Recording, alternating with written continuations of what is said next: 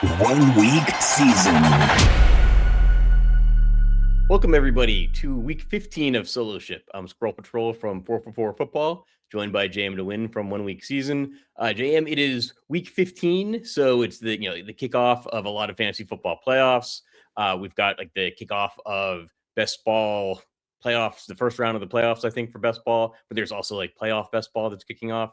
But a lot of stuff, a lot of fantasy football, stuff in the air. But then we also have a DFS slate to talk about. We've got 13 games, no teams on a bye, and we've got some pretty good NFL games. We've got some really high total games. We have some teams that are like massive favorites over these teams because this is a thing. This point in the season, like teams start really diverging with their goals and interests and their motivations, and so we have some like massive spreads. I guess. How was your week 14 and your any overarching thoughts on the slate? Yeah, week 14. How was your week 14? Was it any good? I can't remember. Okay. I don't think so. I had my main roster had Tyrod Taylor, and he got minus 0.76 points and then got hurt. So I actually finished. I was like, if I'd had like 14 points from him, I would have had a decent weekend. But he got minus points. So it wasn't there for me. Good week for OWS, but not my best week. And we'll roll into this one. Like you said, it's a big slate. It's funny, the 13 gamers used to be pretty standard. And then even early in the season now, we don't usually get them because of international games or double Monday night games. Like none of that used to be on the docket. And then, starting next week, we get to the Saturday game. So this is really, I think this might be the only 13 gamer or maybe one of 2 13 gamers on the whole season. And what's interesting to me, my player pool is smaller than normal. And I think that's a function of the separation in these game environments. And so, that's, it's like we want to get to something in Rams and Lions, probably. We want to be thinking about Bengals and Ravens. We want to be thinking about Patriots and Bills. There's some, JSN we want to be thinking about. CMC we want to be thinking about. There's some clear salary savers at running back and at quarterback. So it's like, I think that there's if you want to prioritize the spots that look like maybe we should be prioritizing them, then you're forced to over to like, okay, what's the best ways to save salary to prioritize them? And so there's a few different pathways, but it kind of to me narrows the pool quite a bit because talked about the big difference between what teams have to play for and post-Thanksgiving effort that we tend to see from teams that are still in the mix and teams that aren't. Well, it's similar in that, like, there's teams that are in the mix and teams that have high totals and high opportunity. So they kind of stand out a lot more, I think, than some of these others. So 13 game slate, but to me, kind of a little bit more straightforward than maybe a smaller slate sometimes is. Yeah, actually, I think that's an interesting take, and it's a take I haven't heard, but I actually kind of on board with it. That I think there's like maybe a couple of game environments that we like, and maybe there's some individual players that we like, and that like people have been evaluating like implied point totals versus game environments. But for me, I think that some of the teams with very high implied point totals, it's because they have a high spread. They're like massive favorites, and that maybe I'm interested in the running back there, say like Christian McCaffrey, right? Like you'd have to be interested in Christian McCaffrey in this spot, but that like I'm not necessarily like running out to do a lot of like Brock Purdy rosters. Like I'll have some Brock Purdy in my 150 set paired with like George Kittle, but I don't necessarily, and maybe who knows, right? But like I don't necessarily want to be jamming in a bunch of like Brock Purdy in single entry. At least that's my mindset. But like Christian McCaffrey will be like very heavily, prominent to my rosters. That I think the number one game environment for me is like the obvious one. It's like, well, I think it's obvious is the Rams Lions. I mean, it's got a 55.5 point total or 54.5. I think it's the highest total of the year. But it's also very expensive to get to. So we have to see how much value we get. Is that the game environment that you think stands out? Because I do think Cincinnati and Baltimore is like a heavy competitor to that game, especially for the price. Yeah, no, I'm with you there. And speaking of the Purdy thing, well, let's take both these situations you just brought up. So like Rams and Lions, why we like it is because both teams are going to be aggressive. Both teams are going to be going for it on fourth down. Both teams are going to be trying to maximize points every drive. And then there's opportunity for like the final 4 minutes or the final 5 minutes to see 24 points pile up in that span of time, right? Because it's that type of game. Can Purdy do really well against Tennessee? Yes, but I was going through, because I remember last year it was like Purdy was always 5.7K to 6.2K. And I was like, man, you get a lot more 26 pointers from this guy than people tend to realize, right? So I was going back through those games last year. And I think that 26 points was what I used as my cutoff. And he had 6 of these games last year. Maybe it was 25 points, but whatever it was. He had 6 of these games last year, and 5 of them, as you would expect, were in really close, competitive, high-scoring games. And so it just illustrates to us, like, yeah, Purdy can put up a really nice game against Tennessee. He has an outside shot. He has slim pathways to a big game. But if we get a had-to-have-it game, it's just so highly unlikely to come in a one-sided game, because where you really get those had-to-have-its, I mean, look at Josh Allen last week, right? You get it down the stretch run of these tight, high-scoring, aggressive games. And so we can't necessarily predict that, but we can predict where those are likelier to happen. And we have multiple spots where that's likelier to happen this week. And so, I think that the Lions, we got pocket passers in the game, right?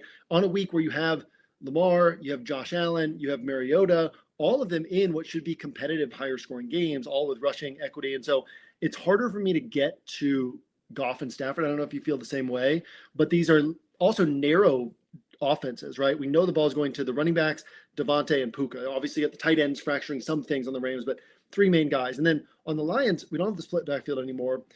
We don't have Laporta healthy. So it's like Jamo, St. Brown, and Gibbs. And so I do like that facet of this, is that we know where the points are going to come from. And if we get a high scoring game, somebody's getting points. And so, I don't know that you necessarily have to stack it up. I think you can, but like, you're more likely to get really strong point per dollar production than a had-to-have-it raw score from these guys. So I don't mind passing up the quarterbacks on, if I'm building 3 rosters this week, which I am, I don't mind passing up the quarterbacks, but I think they're totally in play. And I want pieces of this game on every roster. Yeah. I think there's some things to unpack there. I think I like Stafford significantly more than Goff. I think the Rams are favored. I can see like Jahmyr Gibbs just having a monster game potentially. A kind of easier than I can see like Kyron Williams and Blake Corum combining to have a big game that robs Stafford. Like they're trying to make Stafford have an MVP push potentially. Yeah, and we know, and they're throwing so much. We know that the touchdown, like if they score 35.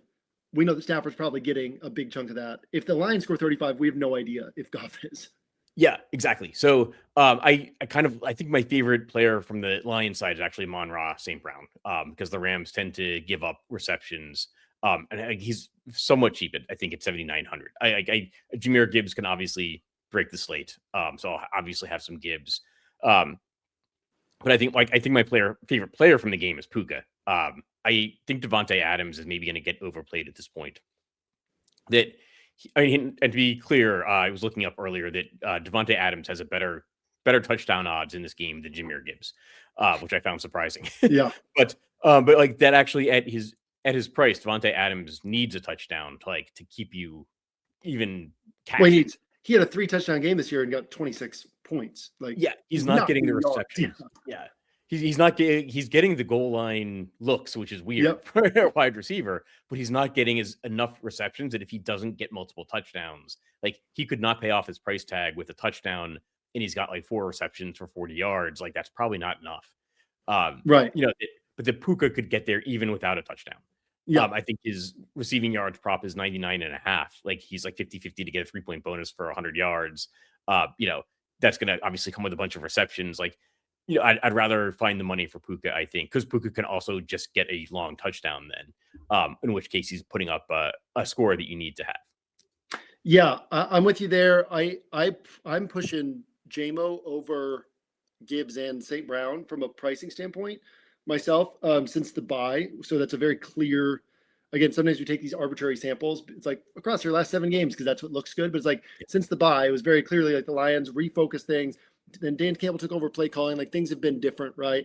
Like along the way, Dan Campbell took over play calling. Laporta went down. Since the bye, Jamo is averaging 18.4 DraftKings points per game with a 0 in there, which was the last time that I played him on all of my rosters, which I will be doing this week. But with a 0 in there, and he's still averaging 18.4. St. Brown's averaging 18 across the same stretch. 18.4, like when you just look at, where players are priced, that's above Devontae, Nico, AJ Brown. That's below Rashee Rice, barely below St. Brown. But basically he should be priced like 7.5, 7.6K in this role that he has right now in this offense that will continue in this spot. So I just think he's the most underpriced piece in this game, but I would not at all. I think I think we're 50-50 on who has the bigger game between St. Brown and JMO. It's just he's so much cheaper that I'll bias toward that because I also like JSN. I also like CMC, and I want to get Puka on these JMO rosters and figure out how to do as much of this as I can, or consider Josh Allen, right? All the different things we want to do on this slate, but totally on board with really any of the Lions' big three. I think Gibbs is the biggest underdog for a monster game, but he can put up. I said this last week with Jamar Chase, right? Where it was like, I thought he was pretty unlikely to put up a monster game, but his monster game could be 50 points, right? And the other guys who I thought were likelier, like their ceiling was lower. So same thing here with Gibbs is like, I don't think he has the big game here, but his big game is like 40 to 50. So I'm totally fine with playing him, and just swinging for the ceiling on that. So I think all three of these guys are very much in play. I think that JMO stands out as just really the most underpriced player on this slate, where the algorithm's broken because they're taking into account his whole season as opposed to like things have completely changed in how they're using him and how they're calling this offense and all that. So I think JMO just really stands out to me in that regard. Yeah, you told me on some more Jameson Williams. I was actually thinking of Jameson Williams more of a guy that I would play mostly on Jared Goff rosters. So like if Jameson Williams is getting the long touchdown, then like that's going to give enough to Jared Goff that I wouldn't be playing like Goff with Williams. But actually, I guess I could see him as a one-off because he has actually been going berserk. And does some of it like coincide with Sam Laporta going down? I mean, some of it does. Some of it, like Laporta went down somewhere in this stretch. But the big thing is like when John Morton was calling plays, JMO was just being like downfield. Like he had this super deep ADOT, and now all of a sudden they're including him in short area throws. They're including him in these, in these crossers in the intermediate part of the field. So it's just like his role has legitimately changed, and it's like a very real change. It's not like, hey, he ran hot across this stretch. It's like they've called a different offense across this stretch, and essentially like so they've combined for 36.4 points per game since the bye. St. Brown and Jameson. Puka and Devontae have combined for, I think it's 39.2 on the season. So it's like right in that same range of where like they should be priced like combined about the same as Devontae plus Puka's combined price, but JMO is just still way down here. And so, the pricing is just off on him is I think the critical component. So you've mentioned Jamar Chase because I think that's the next game, and I think he's like probably the top player from that next game is Cincinnati and Cincinnati and Baltimore. So it's a game that's going to be heavily impactful for the playoff picture, I think, for these teams. And you've got like two beatable defenses, particularly like Cincinnati, I guess, on the ground. But then you also have no Tee Higgins. So Tee Higgins is officially out. So Jamar Chase did not have a 50-point game last week. But I guess is Jamar Chase your favorite player from that game? And what are your thoughts on the Cincinnati Baltimore game? Yeah, I mean, actually, I think the tight ends are my favorite players from the game, from the Ravens side, just because we saw it again last week, right? Like I almost played my Dawson Knox rosters even when Kincaid was, because I built like both sets, Kincaid and Knox. But I was like, man, these Dawson Knox 2,800. He looks like these rosters look amazing, and he goes out and dominates, in the first half of that game. Jackson Hawes got a touchdown. It's outrageous what tight ends are doing against them. But yeah, I think the Ravens tight ends, I think Lamar is sharp. I think Derrick Henry's sharp. And I think that for me, Jamar Chase, I'd like him more if Tee Higgins were playing, right? Because then Burrow's numbers are better with both guys. The offense is likelier to do well with both guys. And some attention gets taken away from Jamar Chase. But I still like Jamar Chase. I want to play him. Like, to me, Puka can be a one-off. JSN can be a one-off. CMC can be a one-off. I want to play Jamar Chase with a Ravens piece. Like I want to bet on, because there's room for this to be like a 38 to 34 game and Lamar to look healthier than he has in a while. And all of a sudden this is like, why didn't we play Lamar and one or two of his pass catchers and Jamar Chase? Oh, it's so obvious in hindsight. So it could be one of those types of games. And so that's where I want to play Jamar Chase, is on a Lamar roster or Derrick Henry roster. Yeah. I think that makes a lot of sense. I would throw in a Zay Flowers roster, or like maybe a Zay Flowers or a Ravens tight end, or Lamar Jackson or Derrick Henry. Do you think, I guess, thoughts on Derrick Henry, because it's December and he's facing the Bengals rushing defense? So I'll say, like, I think one of the keys to this week is maybe like mini stacking, that like, even if you're playing like a Jaxson Dart or CJ Stroud, that maybe you want to get like if you're playing Puka, you should be playing Amon-Ra St. Brown, or if you're playing Puka, you should be playing Jahmyr Gibbs, or if you're playing Jamar Chase, you should be playing Zay Flowers or Derrick Henry. Or at least like Isaiah Likely or Mark Andrews, depending on injury news. But I guess like your thoughts on Derrick Henry and the mini stacking idea. Yeah, no, I agree on the mini stack. I think that I want a Rams and Lions piece on each of my rosters, on each of my tighter builds. I want to consider a Bengals and Ravens piece on each of my tighter builds. Yeah, Derrick Henry, I like the Bengals have been playing better on defense lately, like quite a bit better. And even though they gave a bunch of points to the Bills, like it was work for the Bills, and then it had to take like the crazy sequences at the end of the game for the scoreboard to look so good. They slowed down Derrick Henry, they slowed down the Patriots rushing attack, they slowed down James Cook, obviously in the snow, but still. So yeah, I don't think that Henry's a slam dunk given what this offense has looked like, and then the Bengals are looking better now on defense. But I certainly think he's in the mix, right? So I'm leaning more toward like Lamar and the tight ends for my way to attack this game. But I was just listening to Reeves and Hilo on Searching for Ceiling, and they were both leaning toward Derrick Henry. Like I think different sharp minds can see different ways to attack this one, and I'm totally fine with any of them. I'm biased toward the Lamar side, but I think Derrick Henry is very much in the mix this week as well. I think that's probably where I stand as well. I mean, I love Lamar Jackson as a quarterback. He's probably the player I've played the most over, in NFL DFS, so maybe been the most over the field on the last like 5 years. And I think there's something to be said that he's become much more of a passer, as a lot of these quarterbacks do. But that like the Ravens need a win. So he's going to do whatever. Like, there's not going to be a thought process of like, oh, we need to like protect Lamar. Well, yeah, and I think that's like.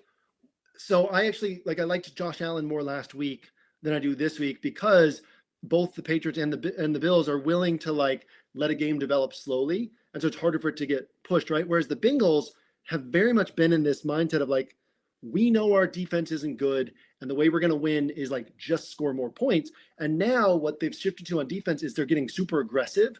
So they're trying to force mistakes, right? They're trying to steal a possession or two possessions where it's like, oh, we get this sack, we force this turnover. So they're not even thinking, hey, we can keep the opponent from scoring points. They're just thinking, if we can just stay aggressive, like we can stop a couple drives and stay, if we don't get those interceptions from Burrow back-to-back plays, like that would have worked out last week, right? It's like, let's just play a high-scoring game. Let's get ahead of the other team so that we're the one in control and they're chasing us. And so, yeah, I could see the Bengals just being aggressive from the start and forcing the Ravens to finally have one of these big games that we know that they're capable of. I mean, we said it, 4 or 5 weeks ago. It was like, Lamar doesn't look right.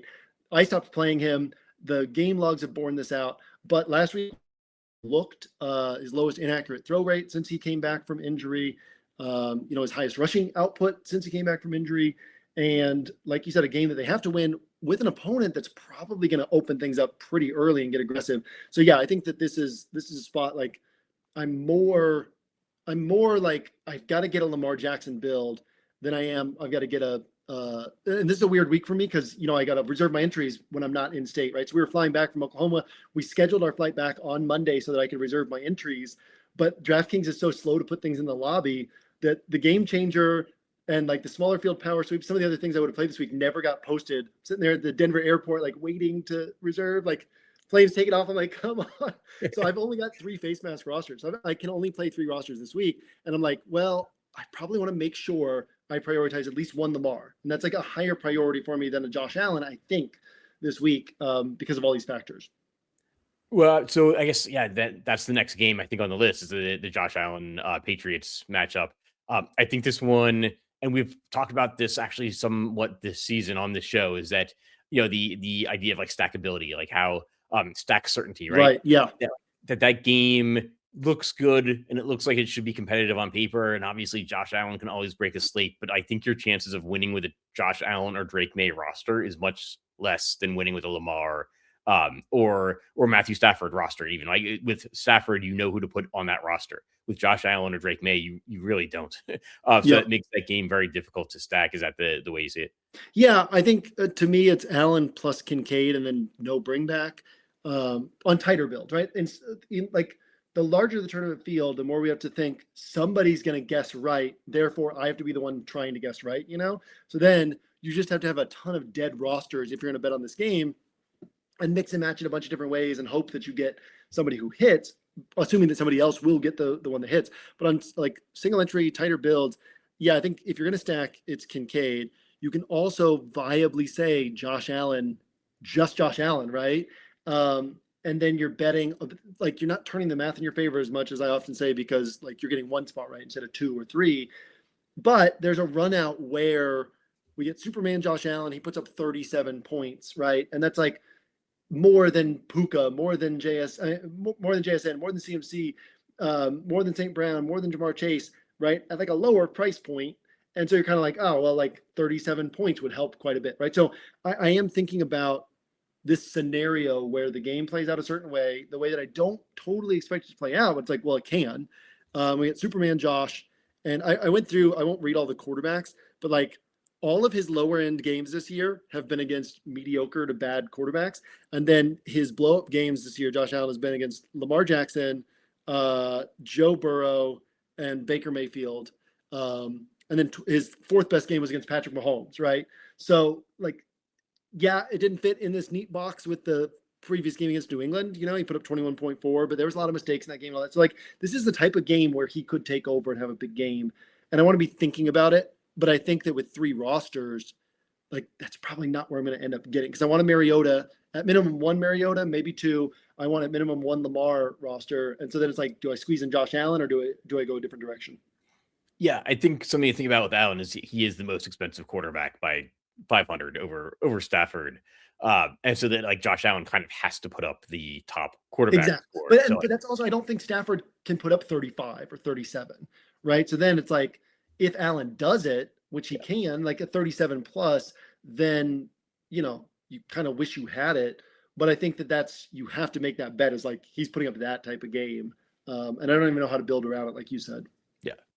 So there's a handful of other teams, Jacksonville, Houston, San Francisco, Seattle, that have pretty high implied point totals. I think each of those teams probably has a player that I'm interested in. Like, I mean, in San Francisco, I think it's like clear Christian McCaffrey.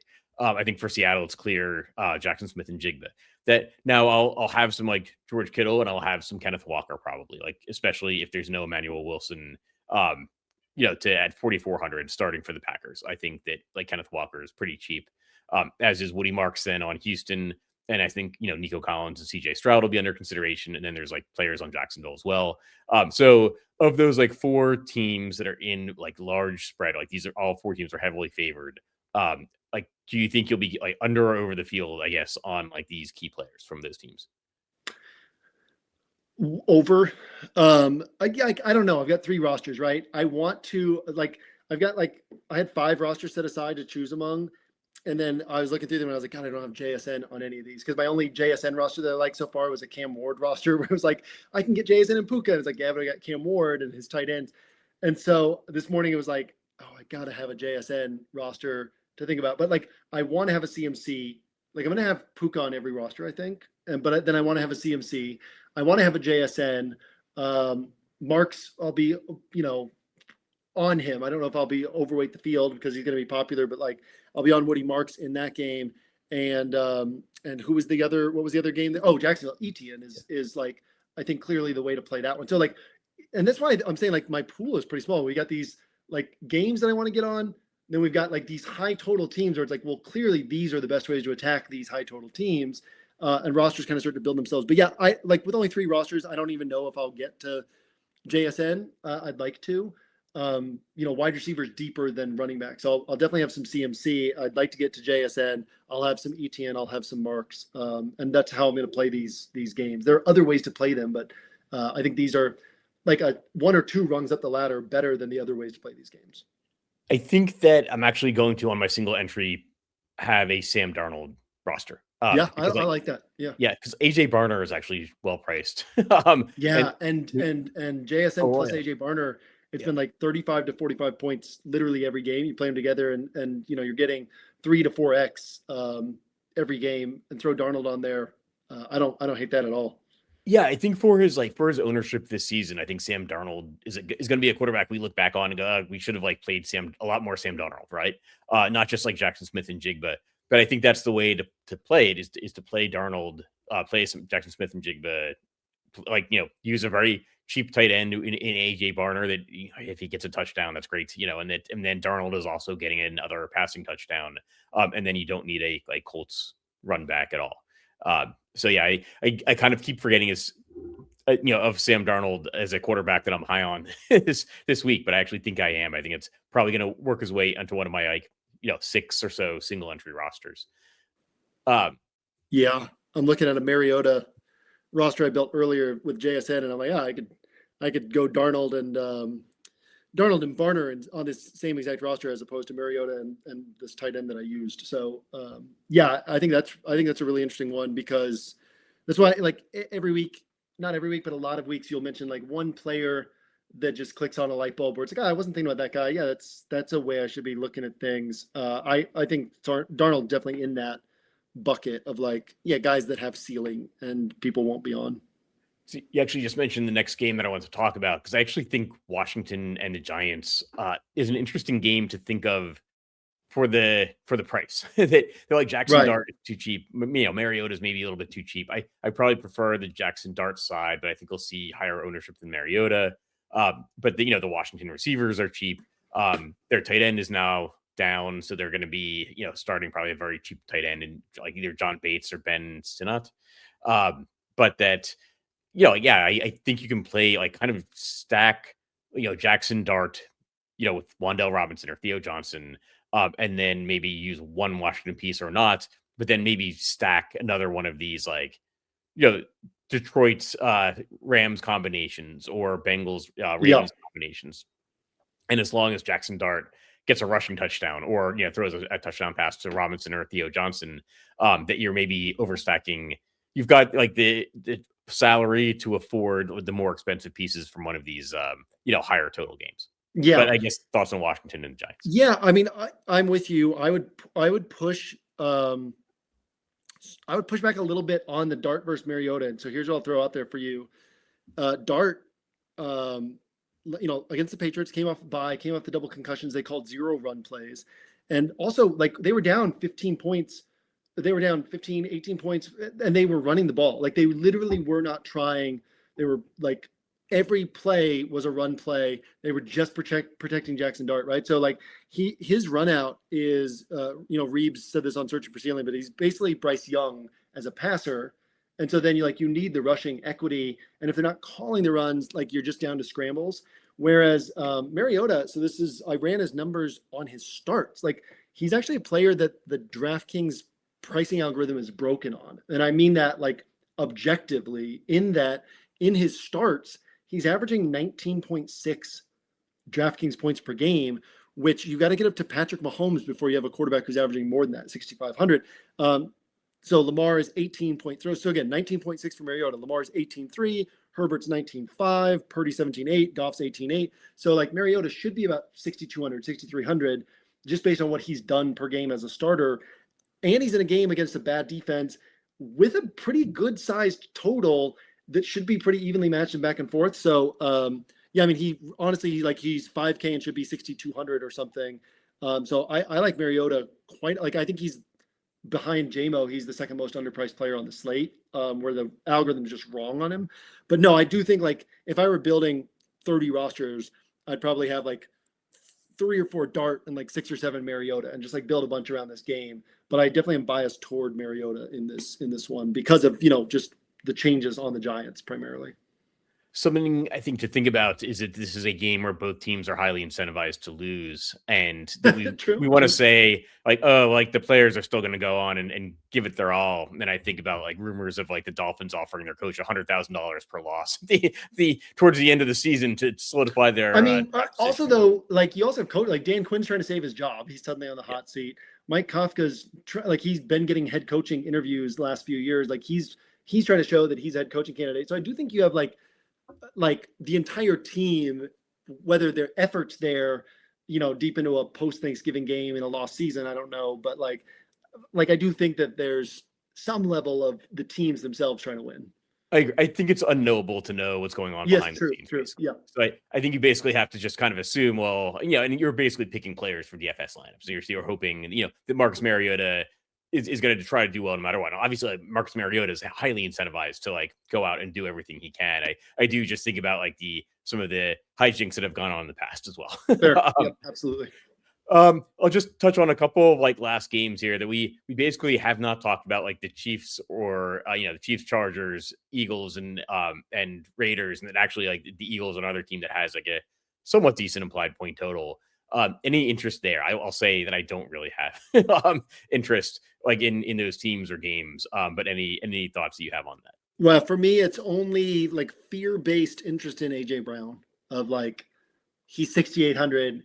He's got a couple of these big games recently. The targets have been there recently. All that complaining, Eagles have lost 3 in a row, but hey, he's getting his targets. So yeah, I have fear-based interest in AJ Brown of like, God, I'm going to be so annoyed if he's 6,800. He looks so obvious. He goes for 30 points and I don't have him.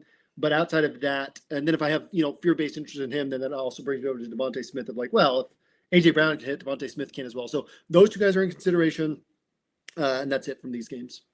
Yeah, that's basically. I think maybe some element of my 150 set will have some Eagles and some AJ Brown, so I have something to root for. If AJ Brown goes berserk, right, I have something to watch. It's like I try not to do the fear-based plays, but this is a clear spot to be like, yeah, but like I can't assess this, I can't break it down and predict, and I know it can happen, and I would just be so annoyed of it if like I miss out on it. So I won't be surprised if one of my 3 of like the 6 rosters I have set aside right now, 2 of them have AJ Brown on them. So I won't be surprised if I have an AJ Brown roster this week in my main set.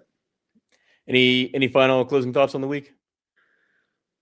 I think that this is a week where we have some pretty clear tiers of like guys who can go off. And so I think we want to be prioritizing getting as many of these guys as we can. And that's based on game environments and based on these high total teams. But yeah, again, I think you can let the slate on tighter builds. You can let the slate kind of push you toward a smaller pool, because I do think that there is like a clear top pool of players, and then we get to tiers below that. So I'll leave it at that. But I'm excited for this week. I think it's going to be a fun one.